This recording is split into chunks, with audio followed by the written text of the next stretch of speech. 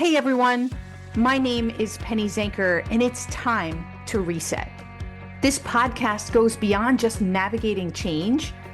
It's about new ways of thinking about how you can approach challenges, how you can shift your mindset when needed, create some space and grace for yourself so that you can rethink, recharge, and reprioritize when and where needed.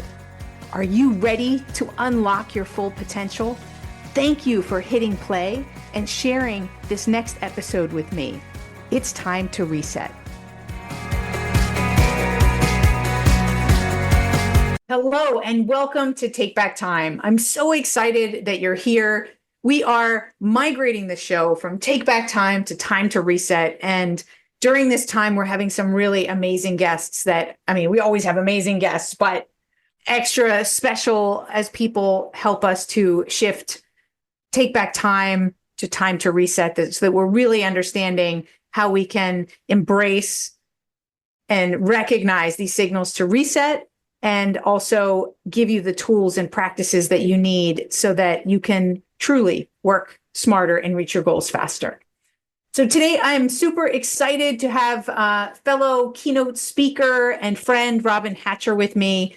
She is a dynamic keynote speaker on communication. She's an expert in that space and a consultant. And she's also, interesting fun fact, a former actor and soap opera writer for the iconic shows that I watched when I was growing up. I don't know about you guys, All My Children and One Life to Live. And she once got paid to create drama, right? That's what she was paid for, was to create drama. So now she's passionate about helping organizations and individuals improve productivity and engagement by lessening the drama, removing the drama in their workplace and in their life. She's a lifelong learner. She's a certified speaking professional, CSP, a very special designation for those of you who don't know. You really have to prove yourself in the National Speaker Association to get that designation. She's also a certified neuro-linguistic programming practitioner and an Exactly What to Say certified as well. And I could go on and on about all the great companies that she's worked with, UBS, Equitable Alliance, and so forth, but I'd rather you hear more from her directly. So Robyn, welcome to the show. Thank you so much, Penny, for having me. I should add certified and sane in there too. Like I have all these certifications. Certified. I'm just certified. I think we can all relate to that. Yeah. Especially with, not only what's going on now with the uncertainty of what's happening in politics, financials, whatever is going on, but the amount of information that have bombarding us. Like, how can we be our best selves? I actually recently saw this statistic that we process more information, right, coming at us in all different directions in one day than we did in a lifetime 100 years ago. Wow. A lifetime. Yes, wow. I can totally believe that and totally get that. And what's really challenging is because I'm at heart, like I'm a professional speaker, but I'm at heart an introvert. So what happens when all that information comes at you? One of the tendencies is to just shut down. And, if you want to make a living in this world, you can't really afford to shut down. I mean, sometimes you need to, but it's like, it's interesting because you want to just sort of put up a wall. It's like, no more information. Yeah, it's challenging. I thought I was an extrovert, but I feel like I want to shut down too. Yeah. So it really, I think it affects our personality. I really do, because it creates stress, it creates decision fatigue, right? Right. And that affects, our cognitive ability, right? And, yes. and I think totally. Then it interrupts our relationships and the way that we work. And I know in your bio, it talked about drama. I wonder, and this is a question to you, and I hadn't thought about this, but do you think that we have more drama in the workplace today as a result of all of this? I am pretty much 100% certain. I'm sure that there are research studies going out now, and I would love to really get a hold and do some research on that, because just what you're talking about, all of this information, and what happens is it takes the form of an addiction. Because, it's like we're addicted to all this drama. And then we look at the media, what's out there. What is catchy is the negative. What's catchy in our brain is already conditioned to go to the negative. So what are they calling it? Like the clickbait. There's so much clickbait out there that you then get addicted to clickbait. And then you walk into the room and it's like, oh, there's somebody. I can just say whatever I want to that person or think whatever I want about that person because that's what I read in Reddit, or that's Right. what I saw on my phone information or on Facebook or on TikTok, and so there's very few margins now between real life and drama. When we were growing up and watching the soap operas, it was clear Yeah. that was there and this is real life. It's not so clear anymore. Yeah. I think you're absolutely right, is that those lines have blurred Yeah. and we are taking the drama in. I mean, look at just the types of shows Yeah. that we watch that are I so much more know. dramatic than they ever were in all senses. And they're, it's Yeah. changing how we show up. And that's Yeah, scary. because just like in addiction, because when you have, I've never been addicted, but if you taking heroin, then you need more, and then you need more, and then you need more. And so like when you're talking about the shows, the extremism, it's like that one, now there's a Survivor one where you get to decide whether your loved ones stay or go. I mean, they goes on Right. and Because it's on. involving us, right? And of Yes. course, leaves on the cliffhanger and we have to watch the next one and the next Yeah. one. Like I Yeah. have a special trick that somebody taught me is you can never watch a show from the beginning to the end because you want to start another one and then, you're asleep at 2 o'clock in the morning because you had to stay up. So I Right. watch it from the middle to the middle whenever possible so that I don't get like hooked on the end. Oh, that's pretty cool. But we are addicted, right? We are Yes. addicted to our phones. Yeah. I talk about addicted to distraction, so that is Yeah. totally true. Mm-hmm. Mm-hmm. Mm-hmm. But we were going to talk about something different today, but I think it's important to recognize the aspect of drama. And I love that you bring your previous life into your current life, right? By Yeah. once creating drama and now looking to remove drama. Yeah. Yeah. It's a huge part of my life. And it's sort of intersects with the other thing that I love to talk about is owning your value. It's like when you're creating drama, you have to create drama based on who it is that you are, and the drama gets created around conflict. And Mhm. so when we were writing for soaps, we had to look at the two characters who would show up and have the least amount in common, like have their values or their needs or their triggers being unmet, which would then create conflict, which would then create drama. Mhm. And the only way you can overcome that is to know who it is that you are and know who it is that you're talking to. So it's like that owning. One of my favorite phrases that I use is own it while you hone it, because we think that, okay, we're finished, we're evolved, we're the person that is showing up and we're great and that's it. But no, there's so much to do. And then so we think that we have to either be perfect or we're losers, or we're somewhere in between. And a lot of the clients that I work with, a lot of the companies that I go into, they don't really own the value that they have. And therefore, they can't see their own value. So they're looking at other people. They can't see who's in the other value, what they bring to the table. And that's where a lot of the drama comes in. And drama also happens inside your own head. Oh, So for you're sure. not I mean, owning. 90% of the drama happens between these two ears. Absolutely. Exactly. One of the things that the soaps relied on all the time is like, remember, like so and so has an evil twin, and then that evil twin will come in and they will do the bad things. Well, the thing is that when I'm talking in my keynote about drama detox, it's like we all have an evil twin. We all Right. have our own evil twin, and they're just sitting around like causing trouble all the time. Totally. I don't even know who that person is. Like I that, know. not me, right? That is my evil twin. Yeah, Wouldn't that be so nice if you could just do that and just I say, know. it was them. It was, It yes, wasn't I me. know. I know. And then the end of the episode, you see them together. It's like, oh, she's right. It was the evil twin. It wasn't Robyn after all. Oh, I like the English accent there. After all, I want to break down some of the things that you just said. First of all, I love that I use own your focus Mm, as one of my hmm. topics. So I love the aspect of ownership. I think it Yeah. is so critical that we can, how do I say, other than say own it, right? That we are grounded Mm-hmm. in, like you said, in our values, or Mm-hmm. like when somebody leaders will say, well, that person's not accountable.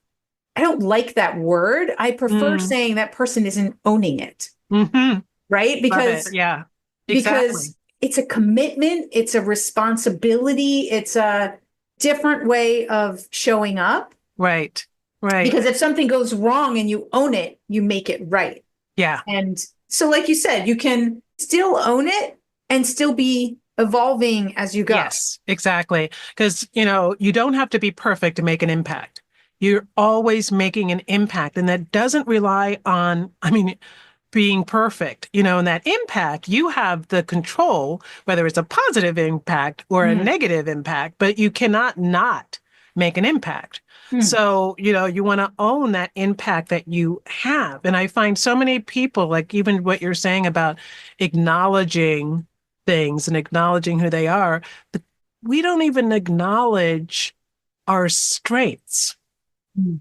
you know, and I feel like that also has devolved with society because we have all these false narratives out there. We have all of these people showing up on social media that seem perfect. And then you look at yourself and it's like, I'm not like them. So therefore, where's my value? Right. Too much And comparison, right? We get yeah, lost in that yeah, comparison trap of, comparativitis. so how do you own it while you hone it? Like, Yeah, how do yeah. you do that if you're not at your destination and Hmm. maybe even you're not feeling confident? What are some Yeah. tips that help people to do that? Yeah, one of the things I do in my workshops and my keynotes, I ask them three basic questions. Why do you do what you do? Why do you do it differently than anybody else out there? So that's your differentiator. What are some of the hobbies and things that you're good at? What are your values? What do you value? And what do people say about you most readily? And then I ask a question that seems a little odd, but I ask, what were you like when you were between the ages of 8 and 10 years old? Because there is some juicy material there. Mm. The psychologists say that that's when your value system starts to shape who your sense of identity is starting around there. So when you think back, I can't believe how many workshops I've led and how many keynotes afterwards people will say, oh, that reminded me when I was 8 years old, I did this and how it relates to what I am today. Mm-hmm. And that question of how do you do something differently than the person with your same job title? You are not your job title. So how is it that what is it that you bring? How is your workplace? How is your society? How is your family better because you're in it? And that's one of the things that people need to start scraping off the clay or the boundaries or the barriers that show what's underneath, which is your true core strength. Yeah, somebody once gave me an exercise to do.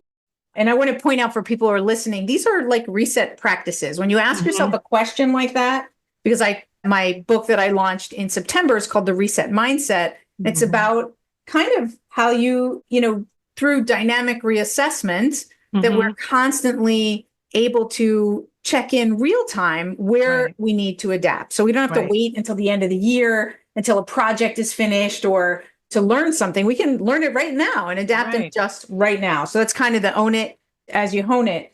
Yeah. And these questions, right, they make you think. They Yeah. make you stop and pause and reflect. And it's in that reflection that those insights can change the way we show up right now with the next step that we Exactly. take. So Exactly. I love those questions. And someone had asked me, similar to what you just said, they said, go and ask your clients for words that Mm-hmm. describe, Mm-hmm. how they see you. What Right. were the benefits that they got from working Yeah. with you? Not like just, hey, write me a testimonial, but No, it's a right. But research. yes, Yeah. Yeah. exactly. It's Yeah. research. I totally do that. I do that suggestion. It's like I call it a brand audit. Uh-huh. It's like you audit your taxes, you audit everything else. It's like, and I even created a Google sheet where, or Google questionnaire where you make it anonymous. You can send it to 10 or so different people. And you can do clients, you can do former colleagues, you can do former mentors, and then just say, when you think of me, what are the first three things that come to mind? And that's a great exercise to do because then you pull it all in. And it's like, sometimes it's like, oh, where'd that come from? And sometimes it's like you get the same Mm. information over and over again. And then you know you're onto something. If you get something that, and this is where the own it and honing it comes in, because you could get something very consistent, but you look at it, it's like, I don't want to show up like that anymore. Mhm. That's true, but I want to evolve. How Mhm. can I hone this thing that everybody is seeing in me that I want to just elevate a little bit? Yeah, I love it. I love Mhm. it because we're always growing, right? There Yeah, is no end destination, right? There is no perfect point to end up. exactly. And there's no direct route to get there. Yeah. And the other thing that I like to bring up in keynotes is not easy. It's like we can say all these things, but there are things in our mind, in our brains, in our mindsets that I sometimes call the brilliance blockers.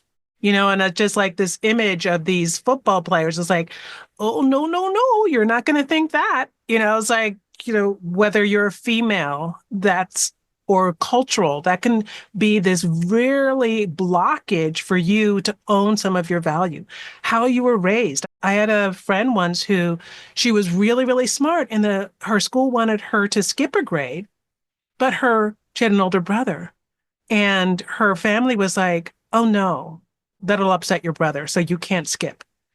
Because boys have to be smarter than girls, and so that was a message that she got early on. Uh-huh. And then we've talked about perfectionism. We talked about fear of outshining somebody like this and her brother. Like there were all these barriers that as soon as you start to like, even if you did your homework, you made all these things, and then you got all these great phrases back, and it's like, yes, I'm going to do it. And your mind is like, no, remember that time when you tried to be brilliant and this happened? You better take a back seat. It's a constant struggle to continually feed ourselves and envision ourselves as that new honed individual. Mm. It's never happened for you though, right?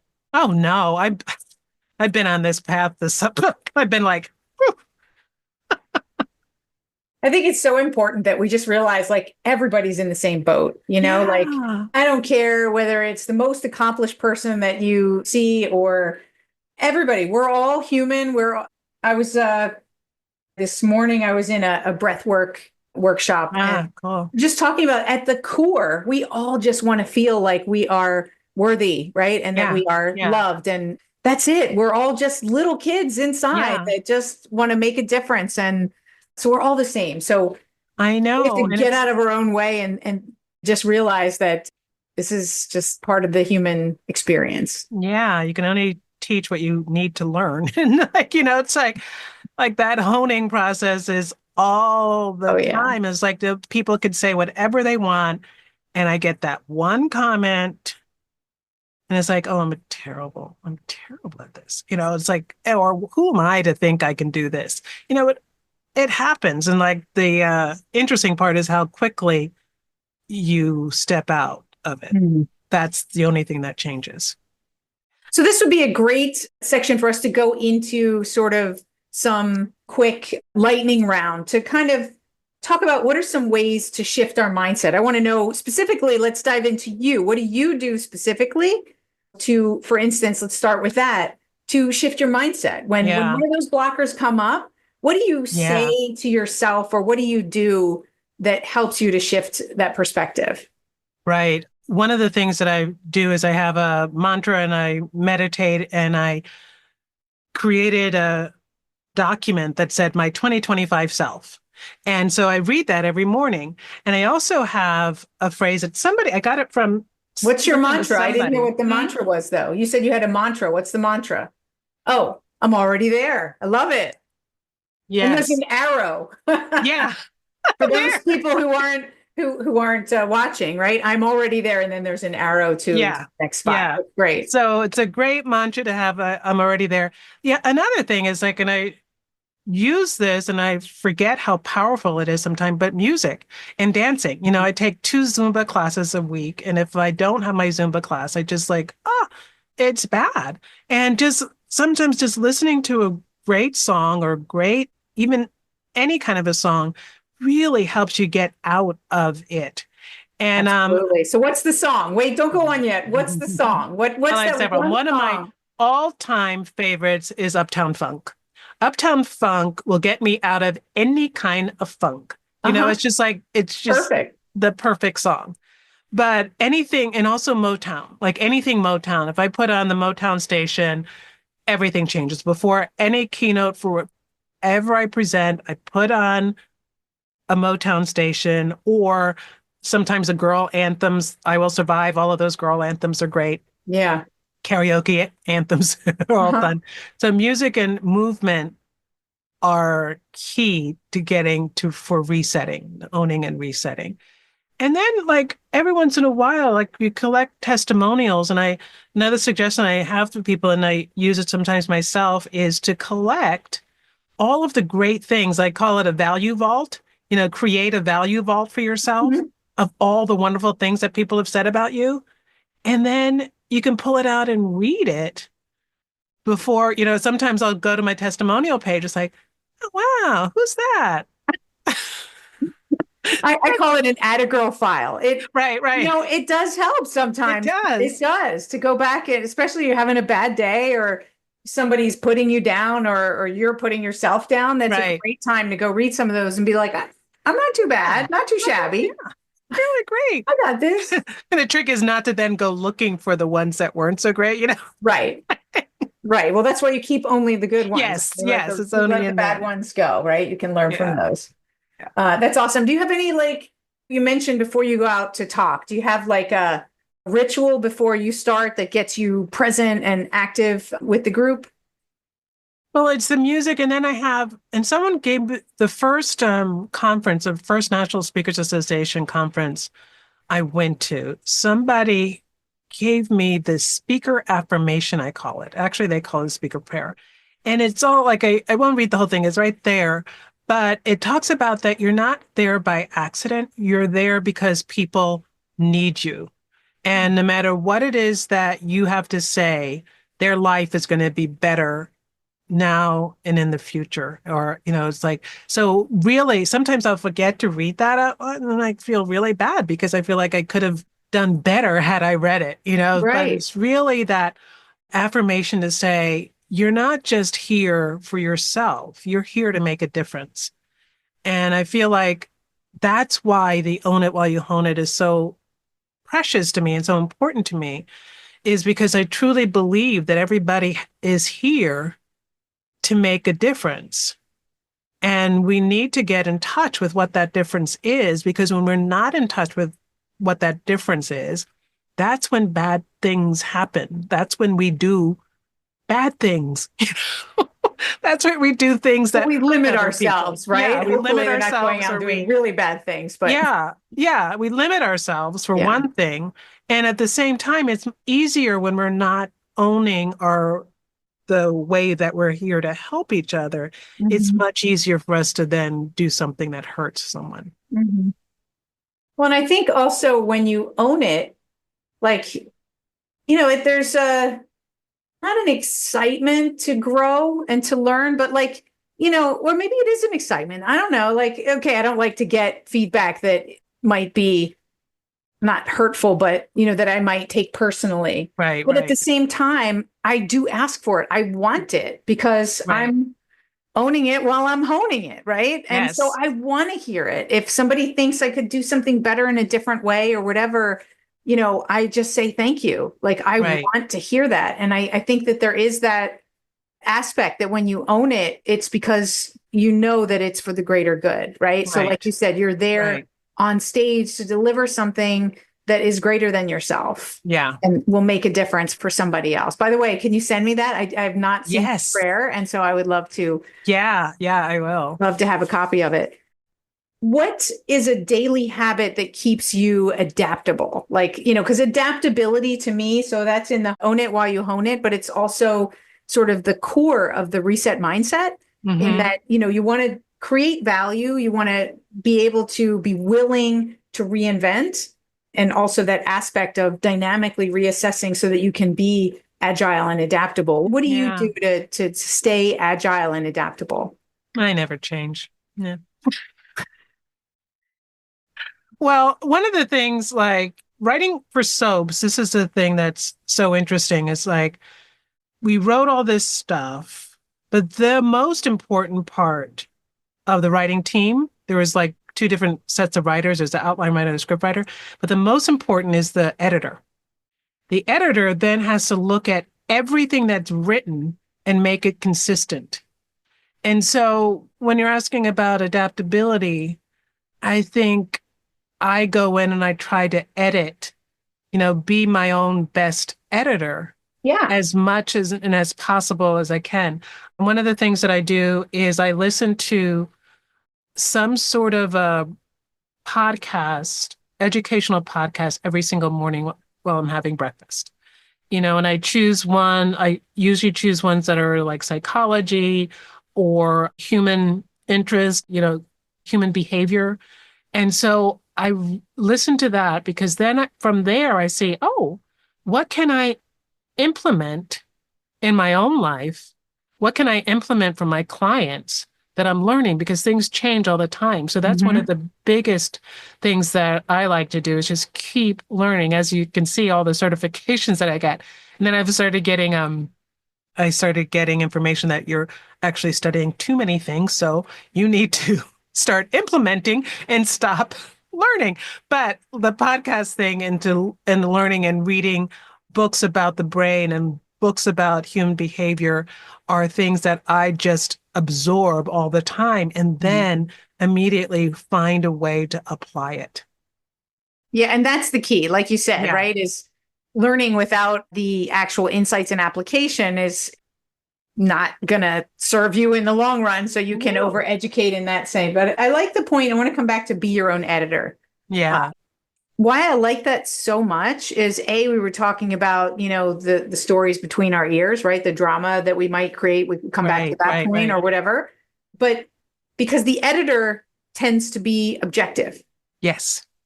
And so when we can put ourselves in a more objective perspective and stand away and say, okay, the three steps that I have in my reset practice is to step back, Hmm. get perspective and realign. So, right. So Right.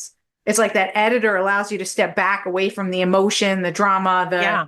everybody's stories and kind of be that fly on the wall and say, okay, how does this need to go so it all fits together? Exactly. And Exactly. Because, yeah, the editor is like, okay, this is a beautiful line, but guess what? It doesn't work in this scene. So we're going to cut it. And right. might be more appropriate for you to say this rather than that. And that's what we can do for ourselves. And it goes even further. It's like, you know what? This character is not serving any use anymore. Mm-hmm. How can I not associate with that character anymore? Or how could I remove myself from the environment where that character lives? Mm-hmm. So those are some of the editing choices that we have to at our disposal and we have to look at. And I love how you pointed out that it's subjective. It's not personal. I never, ever, ever met personally the editor of the people, but I would get my scripts back with all this like little Right. black marks on them. And I And it's couldn't take it because they're looking personally. at the right, exactly. So, that's why that stuck out to me, makes a lot of sense, is because it's allowing ourselves. We have to be able to do that for ourselves, to step Yes. back so that we can get perspective, so that we can set boundaries, so that we can Yeah, do the things that serve us and others exactly. at the same time. And that's actually a great trick that I've heard and I have implemented is to become that fly in the wall. Actually go Mhm. up and talk to yourself in the third person. Mhm. And therefore that creates that distance and that gives you a more opportunity to be a better editor. Robyn, you did this today. I'm wondering why you did that. I'm wondering if that's helping you today. Mhm. So you can really, when you start to talk to yourself in that way, you create that distance psychologically and you can see things a little bit differently. Yeah, but people who are listening, just make sure you kind of do that in a closed room because otherwise people are going to think you're a little crazy. But it does work. It does work. And what I like to do too is to say if I were to give someone else advice on Right. this particular situation, what would I be advising them? And usually it's not what I'm advising myself, Yeah. right? So that's also a good check-in point as to, would you advise someone else to do that? Totally. Yeah. So anyway, I could talk to you like for hours and hours, but people do have attention spans of a Right. gnat. So tell us, how can people who are listening, how can they get a hold of you, and connect with you following the show? Yeah. Yeah. Please connect with me on LinkedIn. That's Robyn with a Y, Hatcher, Hatcher. Connect on LinkedIn. And my website is also robynhatcher.com. So come and say hi, check me out, ask me a question. Easy peasy. Well, thank you so Yeah. much for being here. Yes. Thank you so much for having me. This is a fun conversation. I enjoyed it as well. Yeah. And hopefully you all enjoyed it. This is for you, right? We might be having the conversation, but hopefully you were listening and how this applies to your life and your situation, whether it's your family, whether it's your team at work, whether it's people that you interact with that you don't even know. Remember that energy is contagious. In the beginning, we talked about drama and that is mostly between your two ears, my two ears, Robyn's two ears, right? So what's going on there and how can you also own it while you hone it, right? Those are the main points. I'd love to hear what you guys are taking away. And since we don't have any contact and this is sort of just me and Robyn, I'm inviting you to come over to Substack. I created a new newsletter, and on Substack we can have more of a conversation. I can hear, well, what are you doing to reset? How are you reducing drama in your life? How are you owning it while you hone it? We want to connect with you more, so please do come and subscribe on Substack. Let's stay more connected, have a conversation, and tell me what you'd like to hear more on the show so that we can bring you more conversations that make a difference in your life. So thank you so much for being here. I really appreciate it. And we look forward to seeing you on the next show. My name is Penny Zanker, and this is soon to be Time to Reset. Take care. Hey, thank you for spending this time with me. It really means a lot. If you're feeling a little off, distracted, overwhelmed, stuck, or just out of sync, remember that's your signal to reset. And that's all it takes, just recognizing one reset moment at a time. So stay tuned for more tips, tools, tricks, stories, strategies, all here on Time to Reset. We'll see you in the next episode.